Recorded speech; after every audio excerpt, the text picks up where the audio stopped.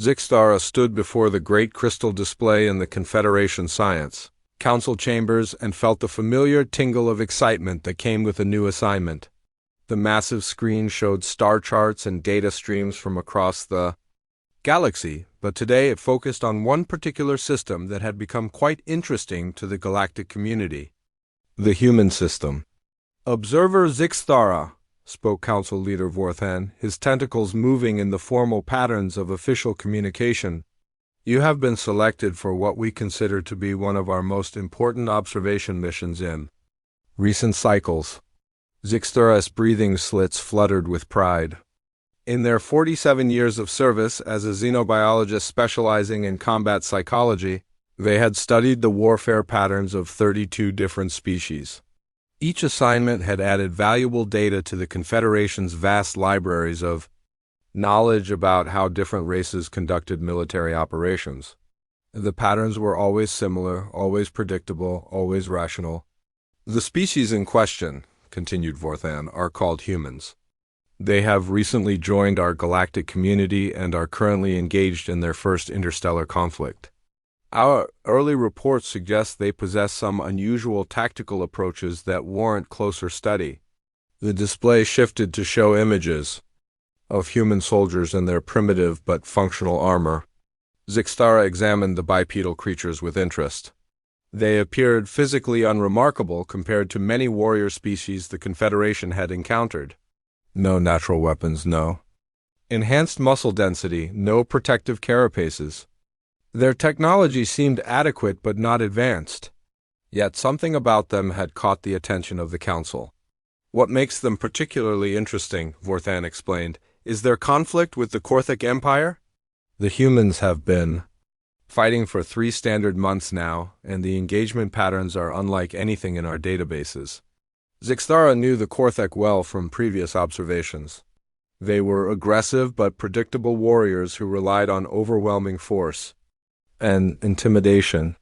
Most species either surrendered quickly to Korthic advances or fought brief, costly battles before seeking terms. The fact that humans had been fighting them for 3 months was indeed unusual.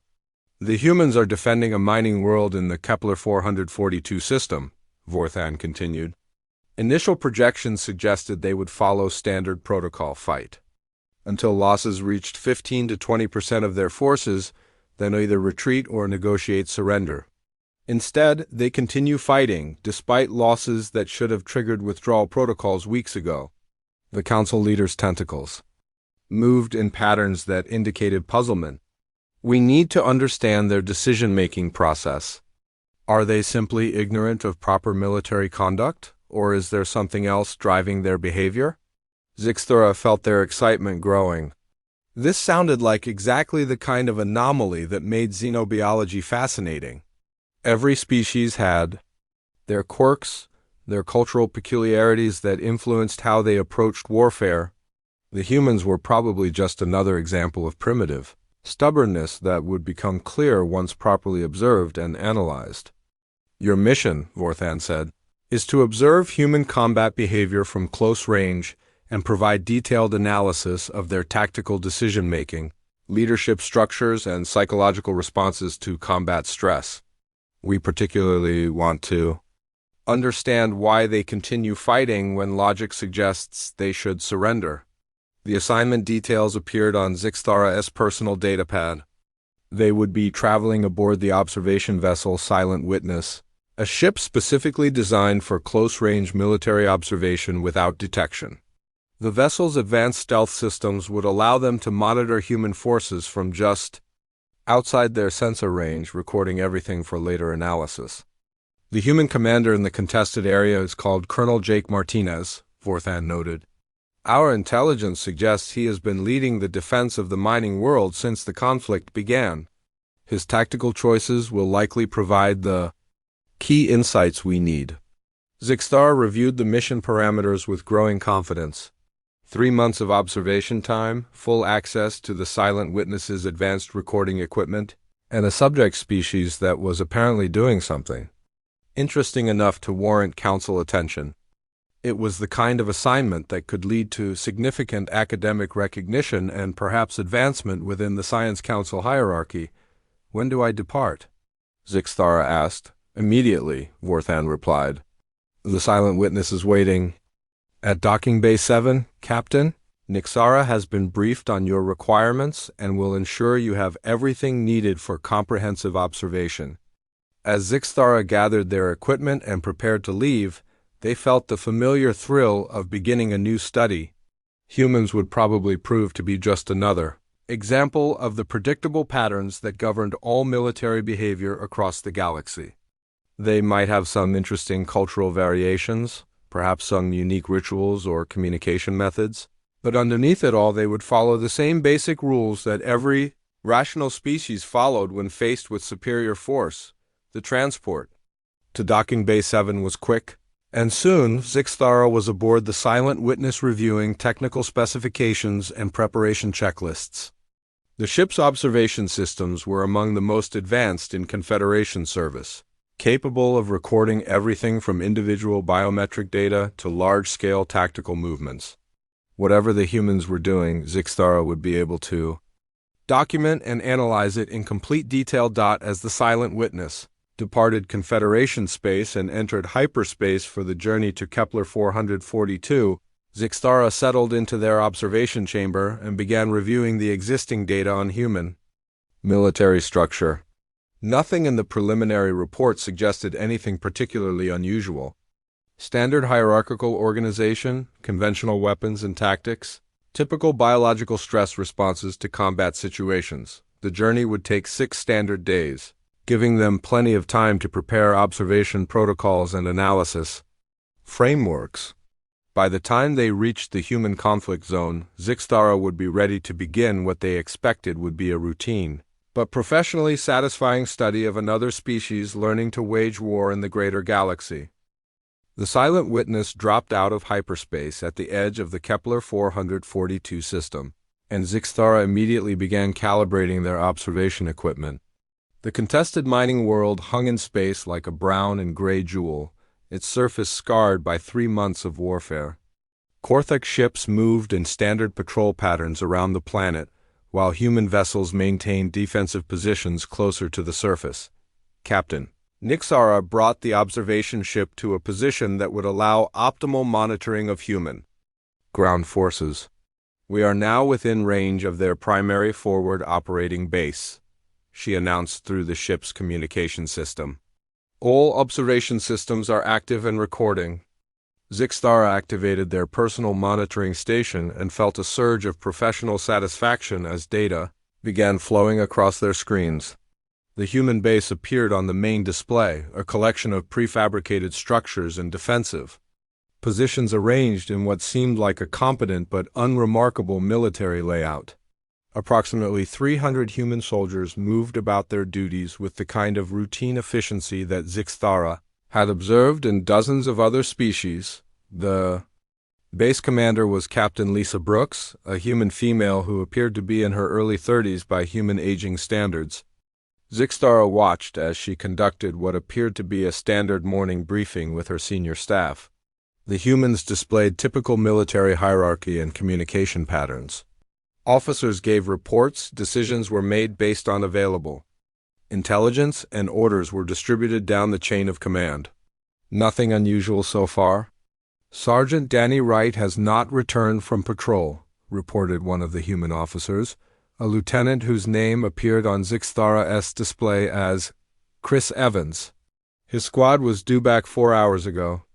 Zixthara expected Captain Brooks to acknowledge the report and move on to other business. Lost patrols were an unfortunate but common aspect of warfare, and most rational commanders accepted such losses as the price of maintaining security around their positions. Instead, Brooks immediately stood and began issuing rapid orders. "I want a search and rescue operation organized immediately," she said.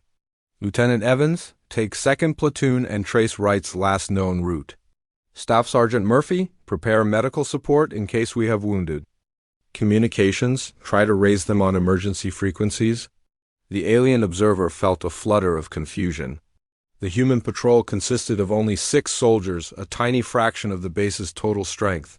Standard military doctrine across all known species suggested that risking additional forces to recover such a small unit was tactically unsound, especially when the missing soldiers were probably already dead. Yet, the entire base began mobilizing with an urgency that suggested the missing patrol was somehow critically important. Soldiers checked weapons, medics prepared emergency supplies, and communication specialists worked frantically to establish contact with the missing humans. The level of response was far out of proportion to the tactical value of 6 soldiers. Lieutenant Evans assembled his rescue force with remarkable speed. 24 humans volunteered for what was obviously a dangerous mission into enemy-controlled territory. Zixthara noted that these volunteers included soldiers from every section of the base, not just Evans's own unit. They were risking themselves for humans they might barely know. "Sir," said one of the volunteers, a young private whose biometric readings showed elevated stress levels, "my scanner equipment might help locate their transponders if they are still functional." "Good thinking, Amy," Evans replied. "You are with the advance team." The rescue force departed the base perimeter within 1 hour of receiving their orders. Zixthara tracked their movement through the monitoring systems, watching as they advanced through terrain that tactical analysis indicated was likely occupied by Korthic forces. The humans moved carefully but with obvious determination, calling out for their missing comrades and scanning for any signs of their presence. 3 hours into the search, the rescue team located the missing patrol. Zixthara's sensors showed that Sergeant Wright and his soldiers had been ambushed by a Korthic patrol and were trapped in a defensive position among some rocky outcroppings. 2 of the humans were wounded and their ammunition was running low. They would probably be overrun within the next hour. What happened next violated every principle of tactical logic that Zixthara understood. Instead of calling for artillery support or airstrikes that would eliminate the Korthic force efficiently, Lieutenant Evans ordered a direct assault on the enemy position. The humans attacked with an intensity that seemed almost irrational, charging across open ground under heavy fire to reach their trapped comrades. 3 more soldiers were wounded in the assault, but the Korthic forces were driven back. The rescue succeeded, but at a cost that no rational military commander should have accepted. 7 human soldiers were wounded, significant ammunition had been expended, and the tactical situation around the base had been compromised by the operation. Yet as the rescue force returned with their recovered comrades, Zixthara observed something that their xenobiology training had never prepared them to understand. The humans were celebrating. Captain Brooks personally greeted each returning soldier, and the entire base gathered to welcome back both the rescuers and the rescued. There was joy, relief, and what appeared to be genuine emotional satisfaction at the successful operation.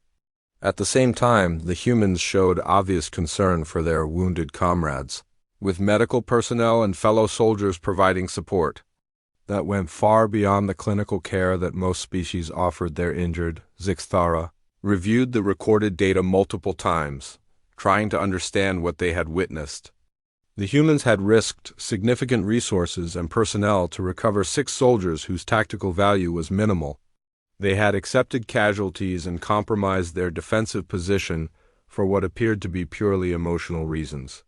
Yet they seemed to consider this outcome a victory rather than a tactical blunder. Why would they do this? Zixthara spoke aloud to their empty observation chamber. The question was becoming more important than they had initially realized. Over the following days, Zixthara observed more human behavior that defied standard military logic. Soldiers shared food rations with wounded comrades even when supplies were limited. Off-duty personnel volunteered for dangerous maintenance tasks to reduce the risk to essential specialists. Medical staff worked extended shifts treating minor injuries that most species would ignore until after the conflict ended. Most puzzling of all, the humans maintained high morale despite their obviously difficult situation. They told stories, shared jokes, and engaged in recreational activities during their limited free time. They acted as if their survival depended not just on military success, but on maintaining some kind of emotional bond with each other. Captain Brooks herself embodied this strange approach to command. She knew the names of every soldier under her command and regularly checked on their personal welfare. She made tactical decisions that prioritized soldier safety over mission efficiency, yet her troops responded with loyalty and determination that exceeded anything in Zixthara's database of military behavior. As the second day of observation ended, Zixthara began to realize that their assignment might be more complicated than expected. The humans were not following the rational patterns that govern military behavior across the galaxy. They were operating according to principles that seemed to prioritize individual welfare over tactical advantage, emotional satisfaction over strategic logic. This was not just another species learning to wage war in the greater galaxy. This was something else entirely. Something that challenged fundamental assumptions about how intelligent beings should behave in combat situations. Zixthara felt a growing unease as they recognized that their standard analytical frameworks might not be adequate for understanding human warfare. The real question was whether understanding humans was something that should be attempted at all. 2 weeks into the observation mission, Zixthara received an urgent communication from the Silent Witness Bridge. A massive Korthik fleet had arrived in the system and was preparing to launch what appeared to be a final assault on the human defensive positions. The primary target was Firebase Alpha, a fortified position commanded by Major Sam Carter that controlled the main approaches to the mining facilities. This will be an excellent opportunity to observe human surrender protocols, Captain Nixara commented as she adjusted the ship's position for optimal monitoring. Firebase Alpha is clearly outmatched. The humans should begin negotiation attempts within the next few hours. Zixthara prepared their recording equipment with mixed feelings. On one hand, they were eager to see how humans handled inevitable defeat, which would provide valuable data for their report. On the other hand, the strange behaviors they had already observed made them uncertain about what to expect. The humans seemed to operate by rules that defied standard military logic.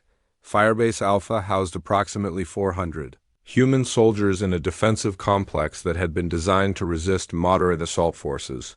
The Korthik Armada approaching.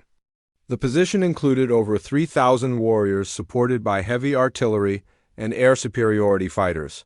By any rational calculation, the humans should begin surrender negotiations immediately. Instead, Major Carter called his officers together for what appeared to be a final tactical briefing.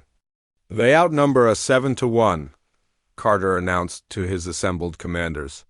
"We have ammunition for maybe 3 days of heavy fighting, food for a week, and no possibility of reinforcement or evacuation. Any questions?" Zixthara expected the human officers to point out the obvious futility of resistance and recommend immediate surrender. Instead, they began discussing defensive preparations and resource allocation as if they intended to fight a battle they could not possibly win. "Sir," said Lieutenant Colonel Janet Price, "if we concentrate our heavy weapons on the northern approach, we can probably hold them for at least 48 hours. That might give the mining complex time to complete their evacuation." "Good thinking," Carter replied. "What about ammunition distribution?" Captain Rob Torres stepped forward. "We have been stockpiling explosives in the lower bunkers. If we place them strategically, we can deny the Korthek's use of our facilities even after we fall."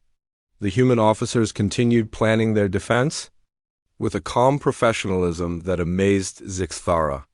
They knew they were going to lose, knew they were probably going to die, yet they discussed tactics and logistics as if victory was still possible. More importantly, they seemed to consider their certain defeat acceptable as long as it served some larger purpose. The Korthik assault began at dawn the next day with a massive artillery barrage that should have shattered human morale immediately. Instead, Zixthara watched human soldiers emerge from their bunkers and take defensive positions with steady determination. They returned fire with weapons that were clearly outmatched, maintaining discipline under bombardment that would have broken most species. Private Amy Johnson, the young soldier Zixthara had observed during the rescue mission, volunteered to carry explosives across open ground to destroy a Korthic artillery position. The mission was obviously suicidal, yet she approached it with the same calm efficiency she had shown during routine duties.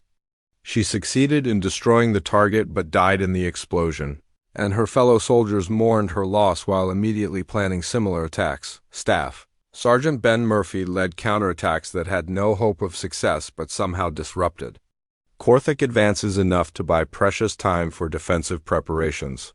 He was wounded twice but refused medical evacuation, continuing to fight from positions that tactical analysis showed were completely untenable.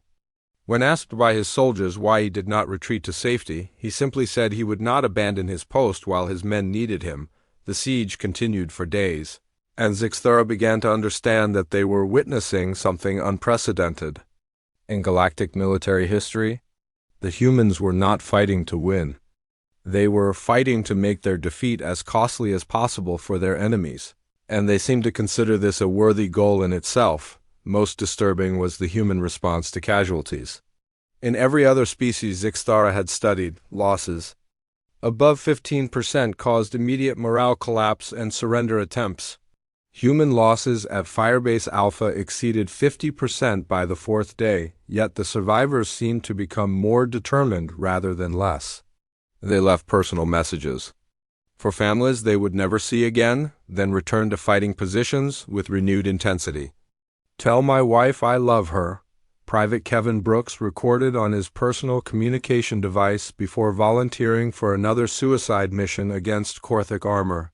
Tell her this mattered. The human concept of matters was something Zixthara could not understand. What did it mean for a hopeless battle to matter? What value could there be in dying for a cause that was already lost? Yet the humans seemed to find deep meaning in their sacrifice, as if the act of resistance itself was more important than its outcome. Captain Mary Walsh, the base medical officer, embodied this incomprehensible human attitude. As the Korthic forces closed in on the medical bunker, she continued treating wounded soldiers even though she knew the position would be overrun within hours. She worked with steady hands while explosions shook the building around her, saving lives that would probably be lost when the base fell. "Why do you continue?" Zixthara found themselves speaking aloud to their observation screens. "Why do you not surrender and save yourselves?" The answer came from an unexpected source. During a brief lull in the fighting, Major Carter made a general announcement to his remaining troops. His words were broadcast on open frequencies, and Zixthara recorded every syllable. "I know some of you are wondering why we keep fighting when we cannot win," Carter said. "The answer is simple. We fight because they are depending on us to fight. The civilians we are protecting, the soldiers at other bases who need time to prepare their defenses, the families back home who are counting on us to stand between them and this threat. We fight because that is what humans do when something important is at stake." Zixthara replayed the recording multiple times, analyzing the emotional undertones and physiological responses of the human soldiers who heard it, rather than despair or resignation. They showed increased determination and what appeared to be genuine pride in their situation. They were proud to be dying for others, proud to be making a stand that everyone knew was hopeless. The final assault came on the 7th day. Firebase Alpha was overrun after a desperate last stand that cost the Korthics nearly half their attacking force. Major Carter and his remaining soldiers fought to the end, destroying equipment and facilities to deny them to the enemy. The last transmission from the base was Carter's voice reporting that demolition charges had been activated and the position was no longer tactically useful to either side. Firebase Alpha had accomplished nothing strategically significant. The mining complex it protected was captured anyway, and the delay in Korthic operations was minimal in the larger context of the war. Yet, as Zixthara reviewed the recordings of the siege, they realized they had witnessed something that challenged everything they thought they knew about intelligent behavior in warfare. The humans had chosen to die rather than surrender, not because death offered any tactical advantage, but because they believed their sacrifice served some greater purpose. They had found meaning in hopeless resistance, value in certain defeat, victory in absolute loss. These concepts were so alien to Zixthara's understanding that they began to question whether humans could be analyzed using xenobiological methods. More troubling was the growing realization that watching humans die for their incomprehensible principles was affecting the observer in ways that their training had not prepared them to handle. Zixthara found themselves experiencing something their species called empathy sickness, an unhealthy emotional resonance with subjects that could compromise scientific objectivity. For the first time since beginning the mission, Zixthara wondered whether some things were too dangerous to observe, whether some knowledge was too costly to acquire. The humans were revealing aspects of warfare and sacrifice that might be better left undocumented, but the mission was only half complete, and there was still so much about human behavior that remained mysterious and terrifying. The fall of Firebase Alpha sent shockwaves through both the human and Korthic forces, though for completely different reasons.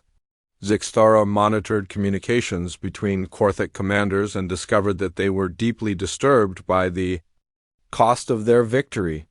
Losing nearly half an assault force to capture a position that the defenders had ultimately destroyed anyway was not the kind of warfare the Korthics understood or appreciated. "These humans are insane," one Korthic general transmitted to his superiors.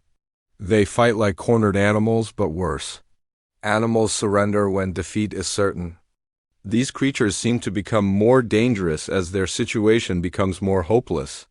Zixthara found themselves agreeing with the Korthic assessment, though probably not in the way the alien general intended. The humans were indeed becoming more dangerous as defeat became more certain, but not through any tactical innovation or technological advantage. They were becoming dangerous because they refused to accept the logic of overwhelming force, the rational calculation that should lead to surrender when resistance became futile. The observer's attention was now focused on the human retreat from the contested mining world. General Kate Phillips had been ordered to evacuate her remaining forces to defensible positions in the outer system, a standard military maneuver that should have proceeded according to established protocols. Zixthara expected to see orderly withdrawal, preservation of equipment and personnel, and tactical positioning for future engagements. Instead, they witnessed something that defied every principle of rational military conduct: the human rearguard. Actions were not designed to preserve the retreating force. They were designed to inflict maximum casualties on the pursuing Korthics, regardless of the cost to the defenders. Small units positioned themselves in tactically hopeless positions and fought to the death to buy their comrades mere minutes of additional escape time. Corporal Tim Rodriguez took position on a bridge that controlled access to a major evacuation route. Intelligence reports indicated that an entire Korthic battalion was approaching the crossing, over 300 enemy warriors against one human soldier. Standard doctrine called for demolishing the bridge and withdrawing to the next defensive line. Rodriguez demolished the bridge as ordered, but then remained in position to defend the rubble pile with his personal weapons. Zixthara watched in horrified fascination as the lone human soldier engaged a force that outnumbered him 300 to 1. He had no hope of victory, no possibility of survival, no tactical objective beyond delaying the Korthic advance for a few precious minutes. Yet he fought with the same steady determination that Zixthara had observed in every human engagement. The battle lasted 17 minutes. Rodriguez killed 43 Korthic warriors and wounded dozens more before his position was finally overrun. The delay he provided allowed 3 transport ships carrying wounded human soldiers to escape the system. By any rational calculation, the trade was absurd: one human life to save perhaps 50 others, when surrender might have preserved everyone, but the humans did not seem to calculate such exchanges rationally. Medic Sarah Walsh refuses evacuation, reported one of the human transport commanders. She insists on remaining to treat wounded Korthic prisoners as well as our own injured. Zixthara watched as the human medical officer worked frantically to save lives in a field hospital that was clearly going to be overrun within hours. Walsh treated human and Korthak wounded with equal care, following what appeared to be some kind of medical code that transcended military loyalty. She knew she was going to die, knew her efforts would probably be meaningless in the larger context of the war, yet she continued working with steady hands while artillery fire grew closer. "Why do you not evacuate?" Zixthara spoke to their observation. Screens again, the question becoming a desperate plea for understanding. "Why do you choose to die for enemies who would not do the same for you?" The answer came from Walsh herself, recorded on her personal communication device as explosions shook the medical facility around her. "I became a doctor to save lives," she said. "It does not matter whose lives they are. These Korthak soldiers are somebody's children, somebody's family. If I can help them live, then my being here means something important." The concept of meaning appeared again and again in human communications, as if dying for principles was somehow more valuable than living without them. Zixthara could not understand how intelligent beings could place abstract concepts above survival, could choose certain death over probable life. The breaking point came when Zixthara witnessed the evacuation of a human field hospital that was under direct bombardment. Dr. Helen Ross had been ordered to abandon the facility and evacuate with her medical staff, but she refused to leave her patients. The Korthak artillery was targeting the hospital specifically, knowing that destroying medical facilities would demoralize human forces. Dr. Ross and her staff continued operating on wounded soldiers even as shells destroyed the building around them. They worked by emergency lighting when the power failed, continuing surgical procedures while chunks of concrete fell from the ceiling. 2 nurses were killed by shrapnel, but the surviving medical personnel kept working. "Patient in room 7. Needs immediate surgery," Dr. Ross announced calmly as another explosion shook the building. "Jennifer, can you assist while I finish with this abdominal wound?" Nurse Jennifer Gray moved to help her colleague while blood from a head wound ran down her own face. They were saving lives they knew would probably be lost in the next engagement, treating injuries that might be inflicted again within days, preserving human soldiers who would inevitably face death in subsequent battles. Zixthara finally understood the true horror of what they were observing. The humans were not fighting a war in any conventional sense. They were fighting a crusade, a holy mission that transcended tactical objectives or strategic goals. Every sacrifice was meaningful to them. Every death served some greater purpose that had nothing to do with winning or losing the immediate conflict. The medical facility was finally destroyed by a direct hit that killed Dr. Ross and her remaining staff. They died while attempting to evacuate their patients, carrying wounded soldiers toward dubious safety, even as the building collapsed around them. The last transmission from the hospital was Dr. Ross requesting additional transport for patients who were already beyond saving. As Zixthara reviewed the recordings of the hospital's destruction, they realized that something fundamental had changed in their perspective on the mission. The clinical detachment that was supposed to characterize scientific observation had given way to something else. Something that their species recognized as dangerous empathy sickness was progressing beyond the early stages. Zixthara was beginning to identify emotionally with their subjects, to feel genuine distress at human suffering, to experience what could only be described as admiration for human sacrifice. These were not appropriate responses for a xenobiological observer. "Perhaps humans cannot be studied safely," Zixthara recorded in their personal log. "Perhaps some behaviors are too alien to observe without being affected by them."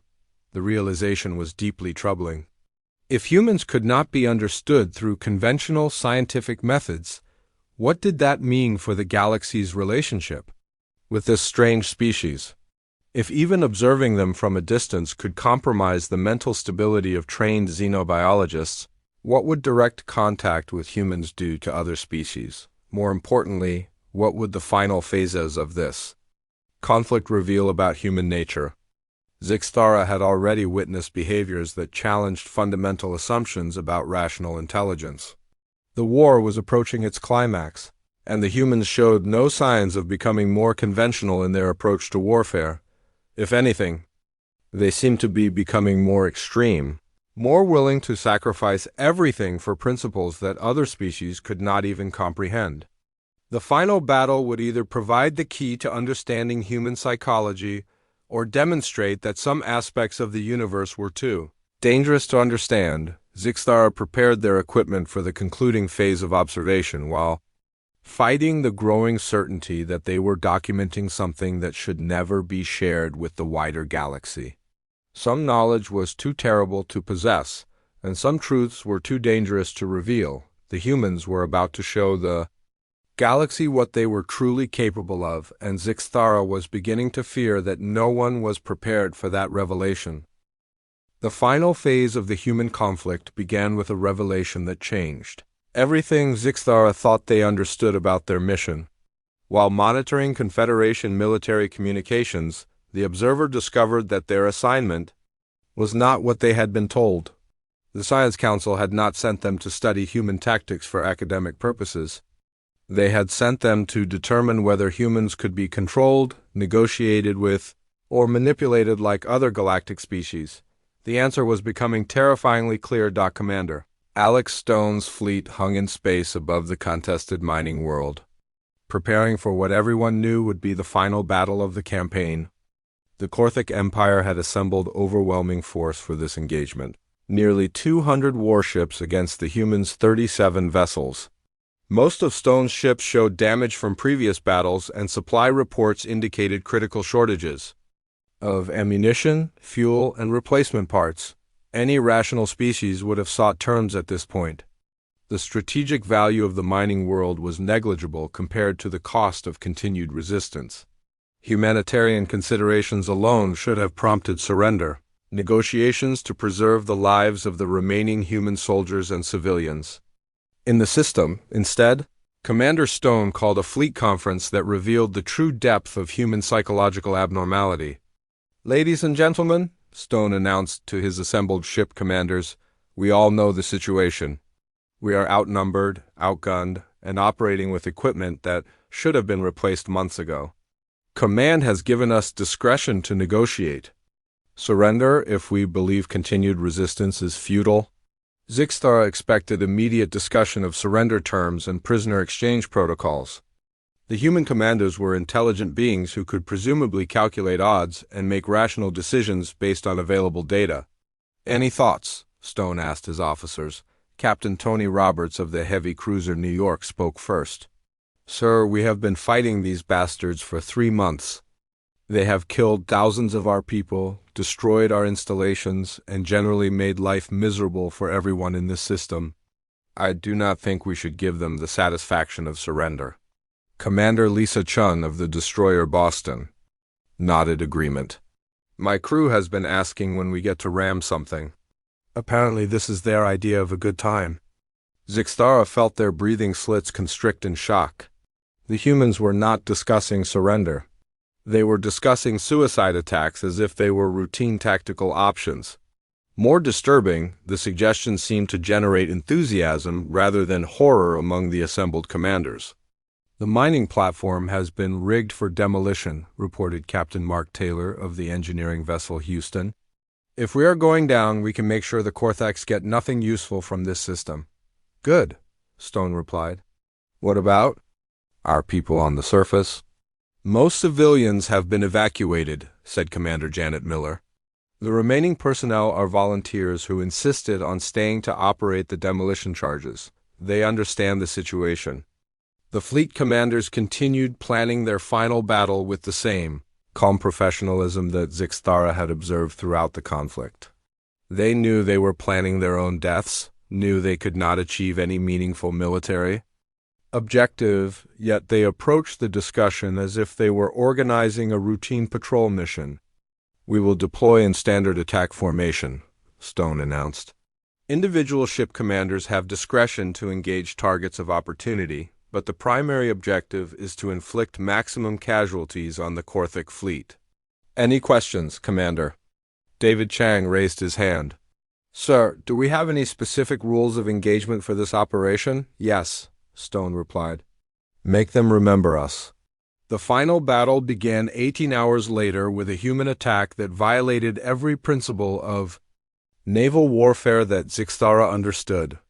Instead of seeking advantageous positioning or concentrating fire on high-value targets, the human ships charged directly into the center of the Korthik formation with no apparent regard for their own survival. The heavy cruiser New York rammed the Korthik flagship at maximum acceleration, destroying both vessels in a spectacular explosion that sent debris across half the battlefield. Captain Roberts transmitted his final message just before impact. "This is for Firebase Alpha, you alien sons of bitches." Pilot Nancy Green of the fighter squadron based on the carrier Enterprise manually guided her damaged interceptor into the bridge of a Korthik battlecruiser after her weapon systems failed. Her last transmission was a cheerful, "See you on the other side, boys," that she broadcast to her squadron mates who were watching her die. Engineer Paul Wright overloaded his ship's reactor in a calculated sacrifice that took out 3 Korthik vessels in the resulting explosion. He spent his final minutes recording a message for his family back on Earth, explaining that he loved them and that his death had meaning because it would protect them from the Korthik threat. The battle continued for 6 hours, and by the end, the human fleet had been completely destroyed.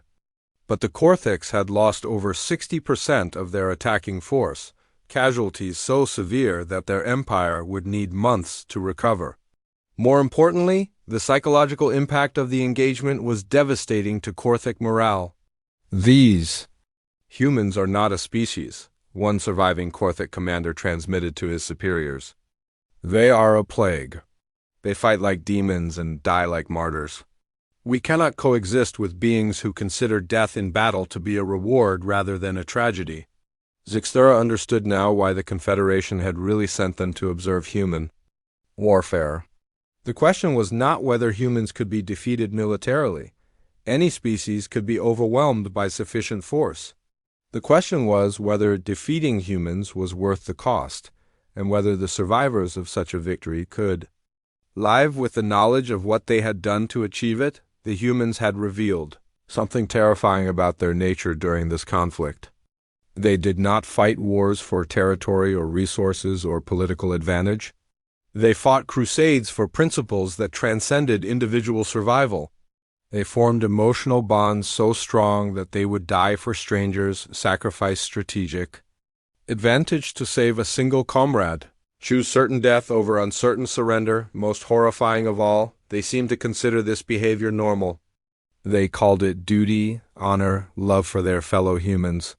They told stories about it, sang songs about it, taught their children to admire it. The capacity for extreme sacrifice was not a rare aberration among humans. It was a fundamental aspect of their psychology. "What have we discovered?" Zixthara spoke to their empty observation chamber. "What kind of species produces individuals who choose to become monsters in defense of what they love?" The answer was more troubling than the question. Humans produce such individuals routinely, naturally, as a normal part of their social development. The warriors Zixthara had observed were not exceptional humans. They were ordinary examples of their species responding to threat according to deeply ingrained cultural and psychological patterns. This had profound implications for galactic civilization. If humans could not be defeated through conventional warfare, and if they could not be negotiated with using rational appeals to self-interest, then how could other species coexist with them? What happened when human crusading psychology turned its attention to galactic politics, trade disputes, or territorial conflicts? The humans had won their first interstellar war through methods that terrified their enemies into seeking peace. They had achieved victory not through superior technology or tactics, but through their willingness to pay any price for their principles.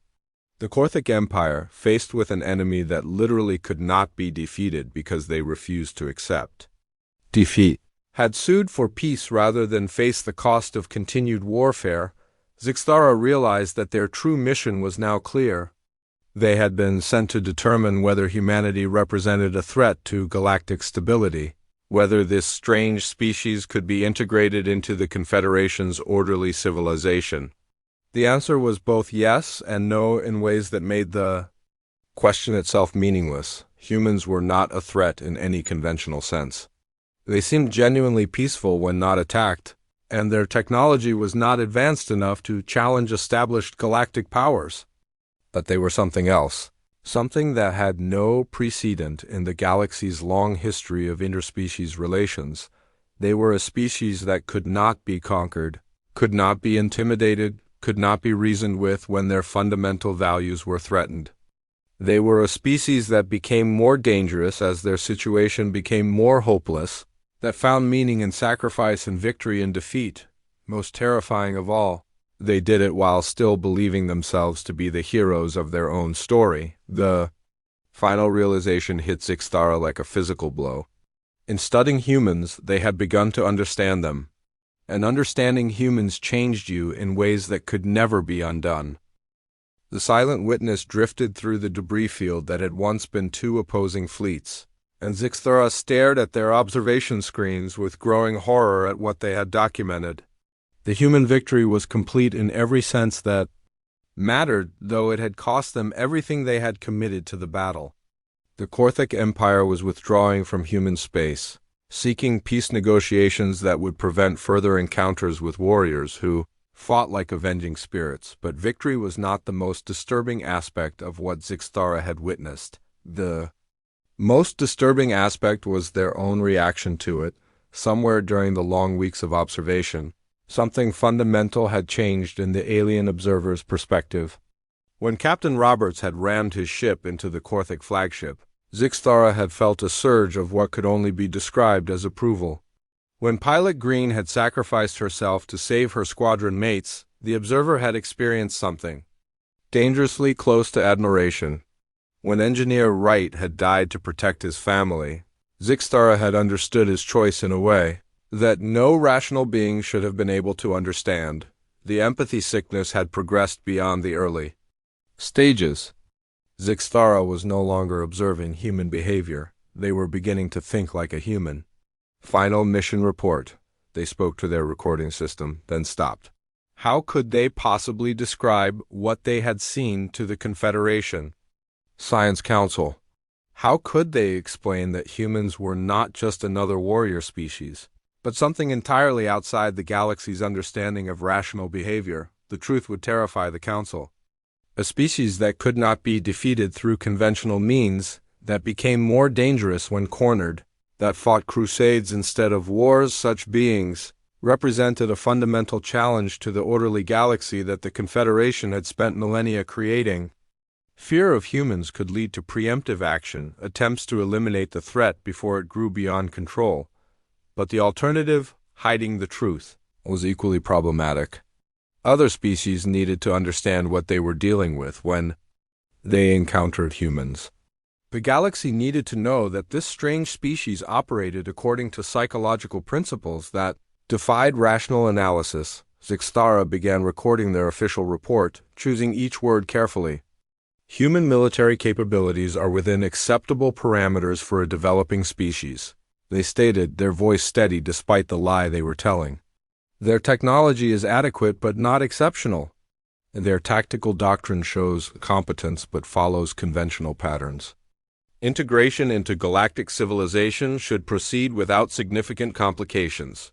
The words felt like poison in their mouth, but the alternative was worse. If the galaxy learned the truth about human psychology, about their willingness to die for abstract principles and their ability to form emotional bonds that transcended rational self-interest, the result would be fear. And fear would lead to attempts to control or eliminate humanity before they became too powerful to stop. Zixtara created a second report, hidden in encrypted files that would be discovered only if something happened to the official version. This report contained everything: the recordings of human sacrifice, the documentation of their impossible determination, the evidence of their crusading psychology. If the galaxy ever needed to understand what humans truly were, the information would be available, but that understanding would come at a terrible price. Personal log, final entry. Zixtara continued recording. The mission parameters were fatally flawed from the beginning. Humans cannot be studied using conventional xenobiological methods because observing them changes the observer. Their psychology is contagious in ways that our science does not understand. The admission was painful but necessary. Zixtara could feel the change in their own thinking, the growing tendency to evaluate situations according to human-like emotional criteria rather than rational analysis. They had begun to understand concepts like duty, honor, and sacrifice, not as abstract principles but as compelling motivations for action. Recommendation: future contact with humans should be approached with extreme caution. They are not dangerous in any conventional military sense, but they represent a fundamental challenge to rational civilization, their ability to inspire irrational loyalty and extreme sacrifice could destabilize galactic society if it spreads to other species. The journey back to Confederation space took 6 days, and Zixtara spent the time reviewing their recordings and trying to understand what had happened to their professional objectivity. The humans they had observed were not exceptional individuals, they were ordinary members of their species, responding to crisis according to deeply ingrained cultural patterns. This suggested that similar behavior could be expected from any human population under sufficient stress. The implications were staggering. If humans could routinely produce individuals willing to die for strangers, to sacrifice everything for abstract principles, to choose certain death over uncertain surrender, then they represented something unprecedented in galactic history.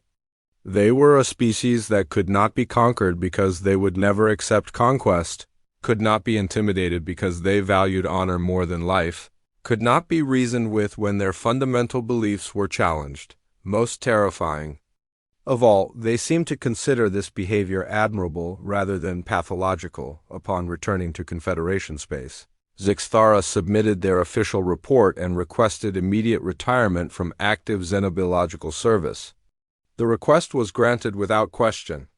Empathy sickness was a recognized occupational hazard for observers who spent too much time studying alien species, but retirement could not undo the knowledge they had gained or the changes that knowledge had wrought in their thinking. Zixtara found themselves haunted by memories of human voices raised in battle songs while their ships burned around them. They dreamed of soldiers who died laughing, of medics who treated enemies with the same care they showed their own wounded, of commanders who chose certain death over possible dishonor. The worst part was that they had begun to understand these choices, to see them as something other than mental aberrations. The humans had shown them a way of thinking that valued meaning over survival, that found victory in defeat and honor in sacrifice. These concepts had no place in rational civilization, yet they possessed a terrible beauty that called to something. Deep in the observer's consciousness, Zixtara spent their retirement years in quiet isolation, never speaking of what they had witnessed in human space. They became a scholar of ancient history, studying the rise and fall of forgotten civilizations with the kind of detached analysis that had once characterized their xenobiological work. But always, in the quiet moments between research and sleep, they heard the echoes of human battle hymns and wondered what kind of galaxy they had helped to preserve through their silence.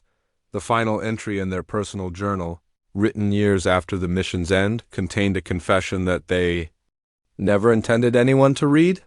I have learned that some truths are too dangerous to share and some knowledge too terrible to possess. The humans showed me what intelligent beings are capable of when they choose principles over survival, when they value the welfare of others above their own lives. They showed me what it means to be heroic in a universe that rewards only rational self-interest. I wish I had refused the assignment. I wish I had never learned that such beings exist. But I cannot unknow what I have learned, cannot unsee what I have witnessed. The humans are coming to the stars, and they will bring their impossible psychology with them. The galaxy will never be the same. Perhaps that is for the best. Perhaps rational civilization needs to be challenged by beings who believe in something more than their own survival. Perhaps the universe needs heroes, even if the rest of us are too sensible to be heroic ourselves. But I fear the price we will all pay for learning what humanity has to teach us. Some lessons change you in ways that can never be undone. Some knowledge transforms you into something you never intended to become. I observed humans in battle, and I wish I had refused. But I cannot regret what I learned, even though it has made me a stranger to my own species. The humans have shown me what we could be if we had the courage to be more than merely rational. That knowledge is worth any price, even the price of never being able to go home again. The journal was found among Zixthora's possessions after their death, along with the encrypted files containing the true record of human warfare. Both documents were quietly archived in the deepest vaults of the Confederation Science Council, where they wait for the day when the galaxy is ready to learn what humanity really is. That day may never come. Some truths are too dangerous for civilization to bear, but the truth remains, hidden but not destroyed, waiting for someone brave enough or foolish enough to seek it out. The humans are among the stars now, and their impossible psychology spreads wherever they go. The galaxy will learn eventually what Zixthora learned through observation. Some species become monsters to protect what they love, and perhaps that is what heroes really are, monsters pointed in the right direction, creatures willing to sacrifice everything for something greater than themselves.